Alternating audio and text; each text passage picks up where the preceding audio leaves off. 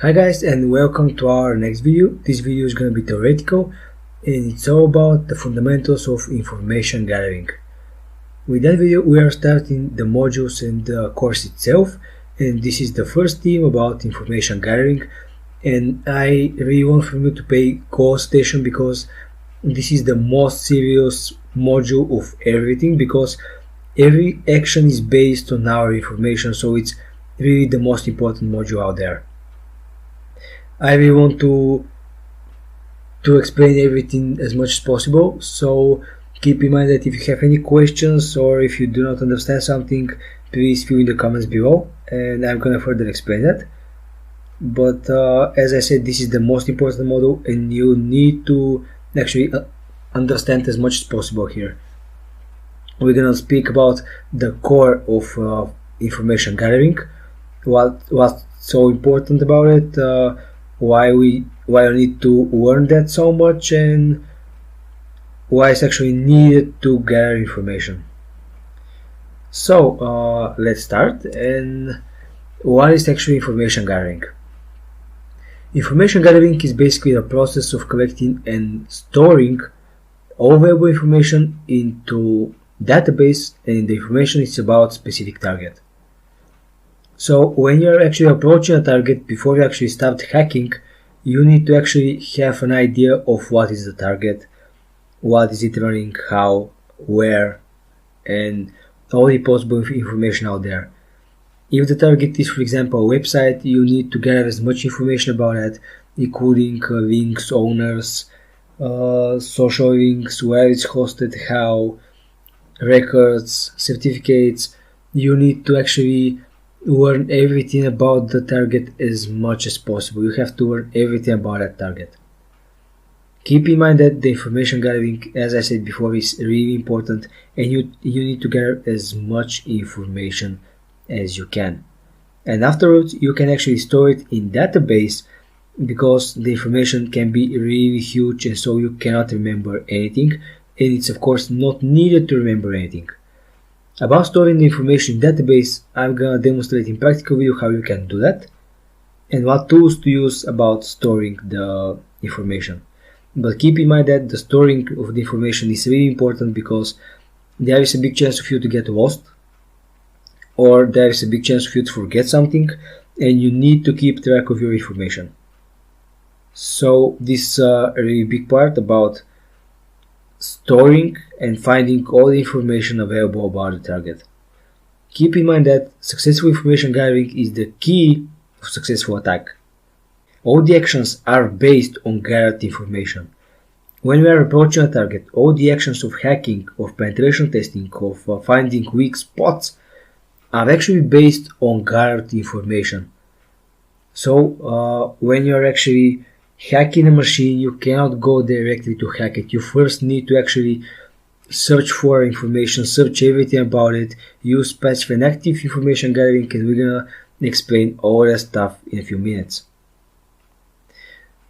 So the information gathering is actually the first step of ethical hacking or penetration testing. As I said, you need to actually know and find everything about the current target, about its machines, if there is a server there, all about the target, all about the person in that machine, all about the hosts, if it's a website, where it's hosted, just everything about that target. Before you actually do something, you need to know everything as much as possible about that target. The target can be person, of course, the target can be anything. So this is the first step, and is basically the most important step of all penetration testing. So keep that in mind, guys. This is the most important step, and you really want to learn as much as possible for your target in order to create successful exploit. So is the information gathering important? As I said, it is the most important part of the hacking process. The most important part. All the actions are based on our information gathered. So bad information gathering, bad actions, you can stuck into some points, you can actually lose yourself in some points, and the chance of you getting a successful exploit of that machine are drastically low. So if you gather on the other side much information, so there is a better chance for you to actually see some vulnerable weak spots and actually exploit them. Everything is all about information gathering. You cannot exploit a machine, a server, a target without gathering information about it. This is the fundamental and core thing about information gathering. And this is really the most important step of hacking and penetration testing. More information means more potential weak spots or vulnerabilities. So keep that in mind as well. You need to collect and store, of course, as much information as possible. So the different types of information gathering are actually passive and active one. As I said before, now it's time to explain what is a passive.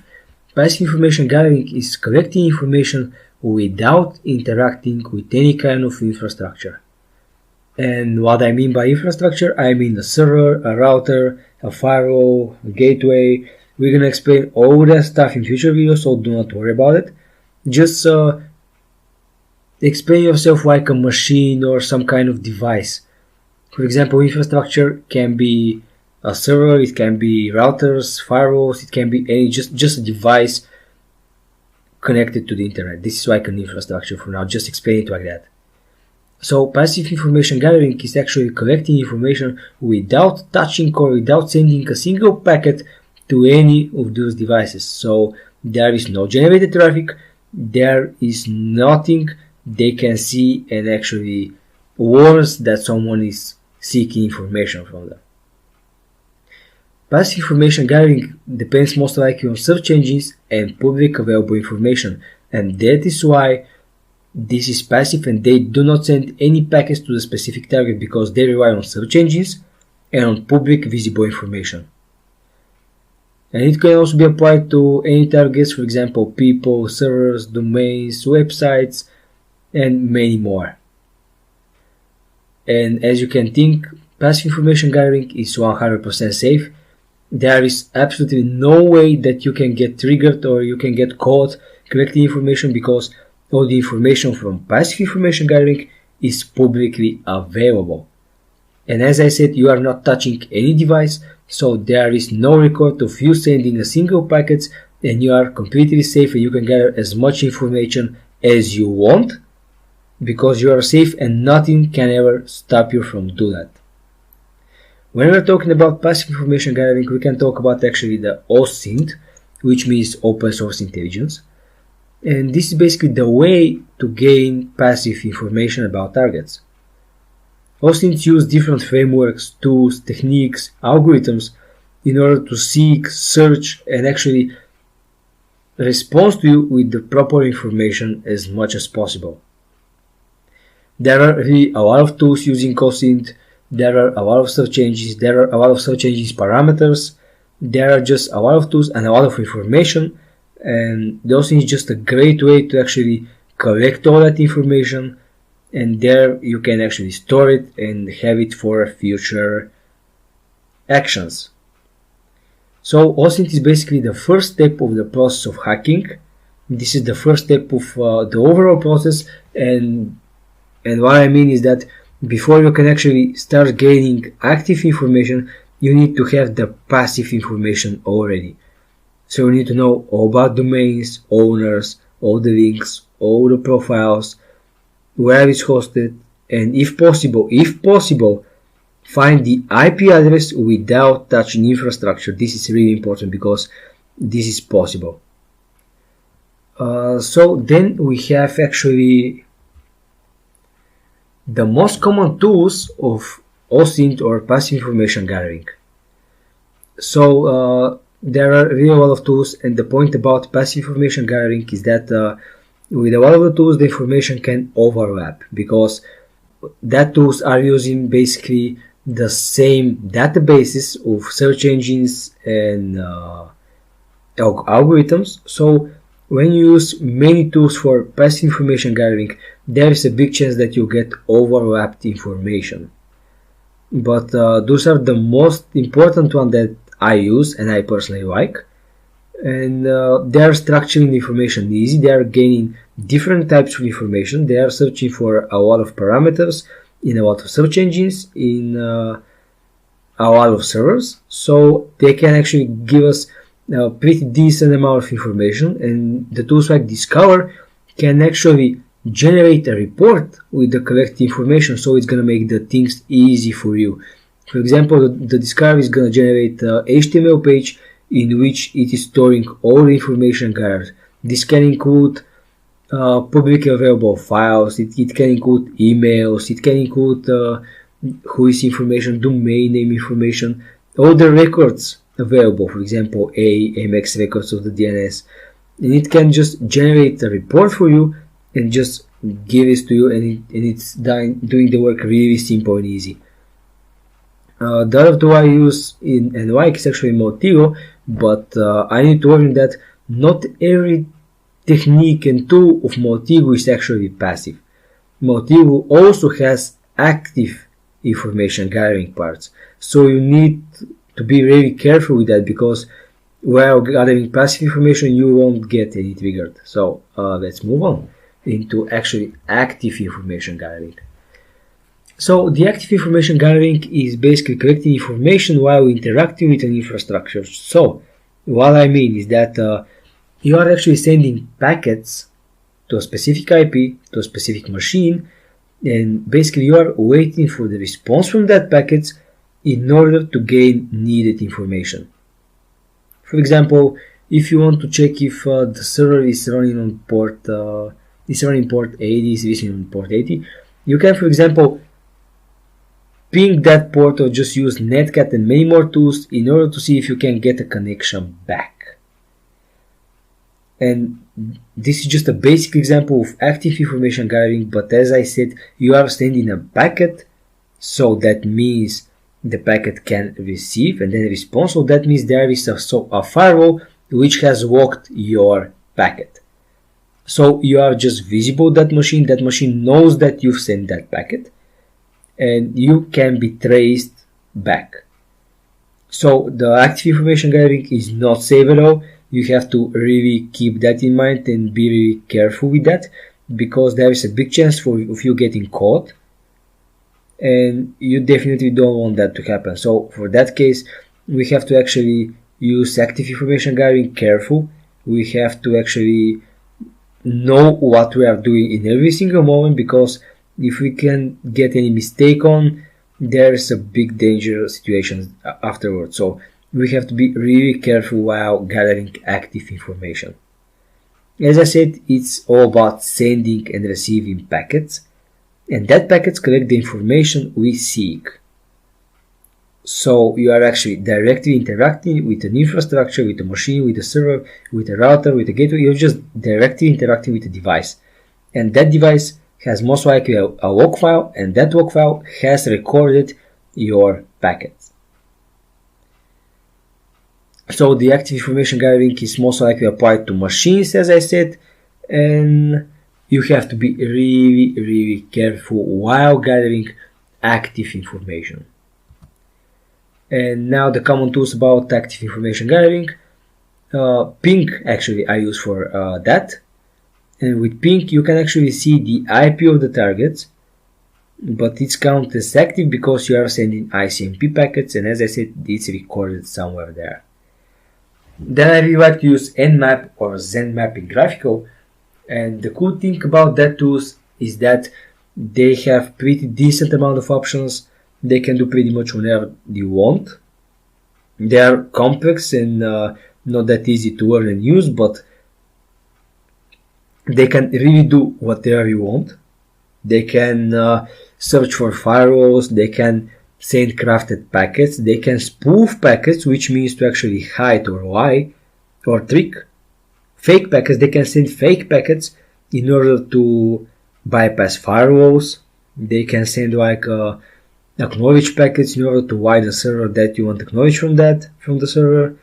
They can just do amazing things, and they can output the files so you can actually go back, see what they have found, and just start moving on.